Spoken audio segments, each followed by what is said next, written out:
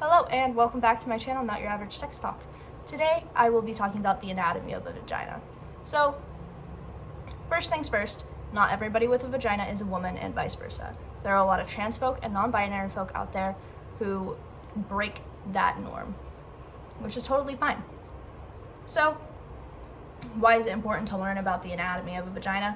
Well, if you have a vagina, it is really important to know what you have going on because that's your body. You should be able to know what the parts are of your own body. I mean, you're able to say, hey, this is my hand, this is my neck. Why shouldn't you be able to label the parts of your body? It's really important that you know what you have, and it's also really important for people without vaginas to know the anatomy so that they have a better understanding of others, especially others that they would be hooking up with. So, I've drawn a really bad diagram, but a diagram of a vagina to show to you guys. Yes, like I said, not a very good diagram, but it is one, and I'm sure you guys can find better drawings on the internet. I'm not an artist. I've just drawn it so that it's easier for me to point out the areas and label them for you guys better. So here you go. So, let me bring that a little closer. This is a vagina, more or less. Don't come at me for this. Like I said, I am not an artist. I don't draw. Regardless, you can see up here we have this little circle with that little sort of funky U shape on it. So that little circle is going to be the clit. It is towards the top of the vagina, and it's basically a huge bundle of nerves. If you don't have a vagina and you know some anatomy of the penis, it's kind of equivalent to what the head of a penis would be. So this is the only part of the clitoris that you can see from outside of the vagina. The clitoris is, like I said, a bundle of nerves, and those nerves run all the way down through here and all the way around, and there are a bunch of them, and they run super, super deep. So deep, in fact, that you can feel some of them, depending on who you are, not everybody will feel this, from penetration from the vagina. So, like I said, that's the clitoris. That little funky U shape on top, that is the clitoral hood. So, everybody with a clitoris has a clitoral hood, unless there was some type of surgery or something like that. But more or less, everybody with a clitoris has a clitoral hood, and that is there to sort of protect the clitoris. One really important thing about vaginas, if you have one, is that you actually might have to pull the hood back to clean underneath it, because people with vaginas have something called discharge, which is completely normal. It's usually white, creamy, milky. It's just what your body produces to clean the vagina. So anyway, there's a clitoral hood. It will cover some of the clitoris. Everybody's is different, so some people's will cover more of the clitoris than others. One really important thing about vaginas and stimulation is that the clitoral hood can be really important for some people.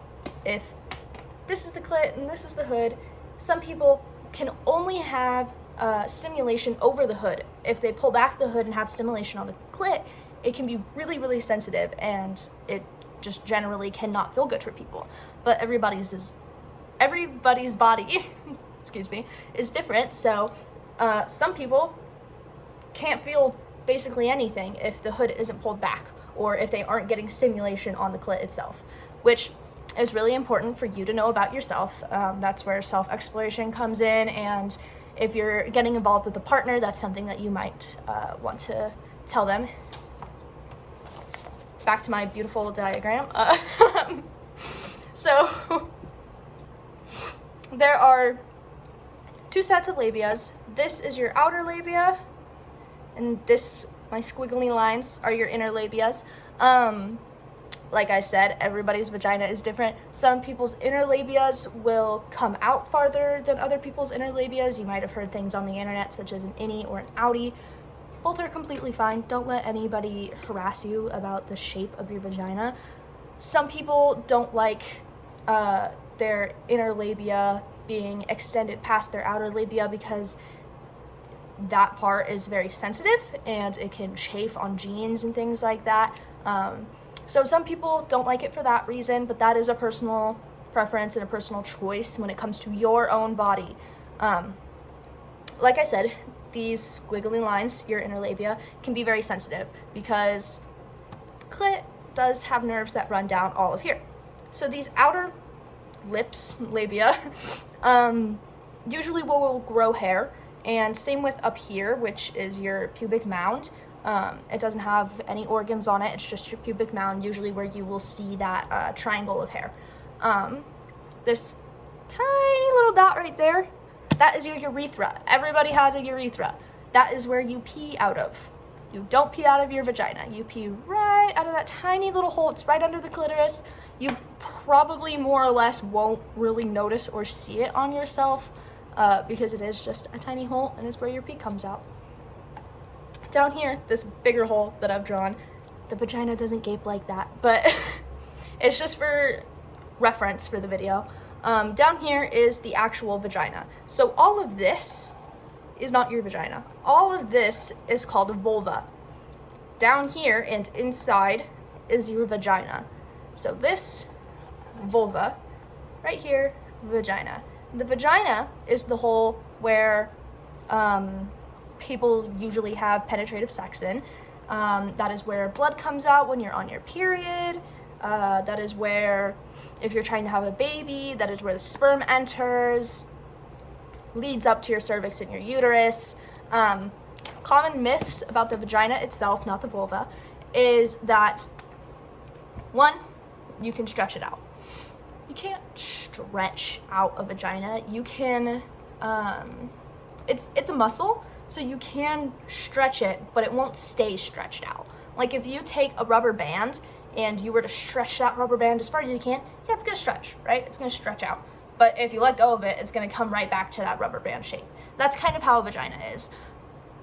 You've probably heard a lot of people talk about how porn stars, for example, are stretched out and loose. You can't get loose. It's not a thing, especially from penises. You can push a baby and dilate to 10 centimeters, that's pretty dang big, out of your vagina. A penis is not going to make you loose, so you can get rid of that misconception completely. Penises cannot make you loose. It doesn't matter how much sex you have, doesn't matter how big the penis is, you will not get loose. Another misconception about the vagina is that that is where pee comes out of, and like I stated earlier, that is your urethra. The vagina does secrete some liquids, and that would include blood when you're on your period, uterine lining, unfertilized eggs, all of those on your period. And when you're not on your period, it can produce discharge, like I mentioned earlier, which is it cleaning itself.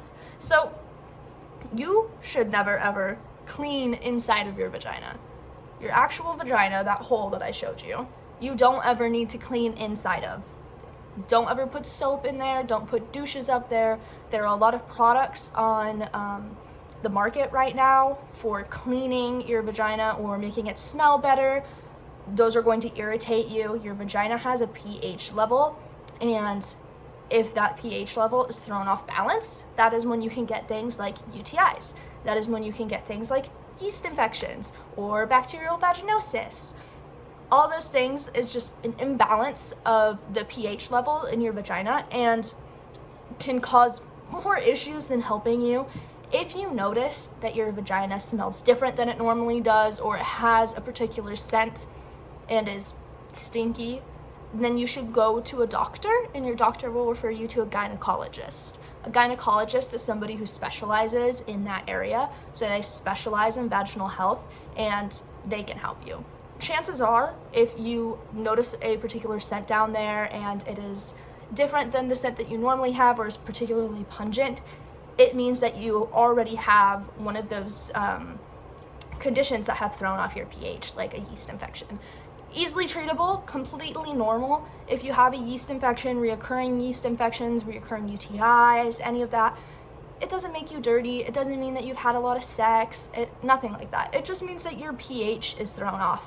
Sure, things like unprotected sex can contribute to those things, but that isn't the cause of it, and it doesn't necessarily have to be that. So it's really easily treatable. Sometimes there are over-the-counter medications for yeast infections. It happens a lot, and a lot of people get them like reoccurringly. So don't worry about it. The last thing on my little diagram here is down here. It's, again, I'm not good at drawing, but more or less past the vagina is where the anus is, and that is where you defecate or you poop out of. So everybody has an anus and everybody poops, more or less. There are some people with conditions, but you get what I mean. I am going to insert hopefully a picture of a better diagram if I can figure out how. I am still working on this whole video thing, so please cut me some slack. But hopefully. And if you guys have any questions at all about the vagina itself, please let me know, or the vulva, please let me know. I will try to answer as many comments as I can. And next video that I make will be about the internal reproductive system for people with vaginas, which includes the uterus, more about actually inside the vagina and the cervix, things like that. That'll be a more in-depth video for next time, but if you guys have any questions about the vulva or the vagina, please let me know. And finally, I'm going to go back through this one more time really quick and tell you guys the parts again. So the clit, the clitoral hood, your urethra, where you pee out of, the outer lips, which is where you will grow hair. Same up here with the pubic mound, which is that triangle of hair that you'll see, like if you're standing in the mirror and you're just standing straight in front of the mirror, you'll see that pubic mound, that triangle of hair. The inner lips, which are usually pretty sensitive, and then the vagina and the anus. So, like I said, if you guys have any questions, please let me know. I know my drawing is not the best, definitely not the most in-depth drawing somebody's ever done of the vulva. But if you guys have any questions, please let me know. I will comment back and get to them. I think that is all for today's video. Thank you guys so much for tuning in, and hopefully you guys will join me again for next week's video about the inner reproductive system of people with vulvas, such as the uterus. Thank you guys so much.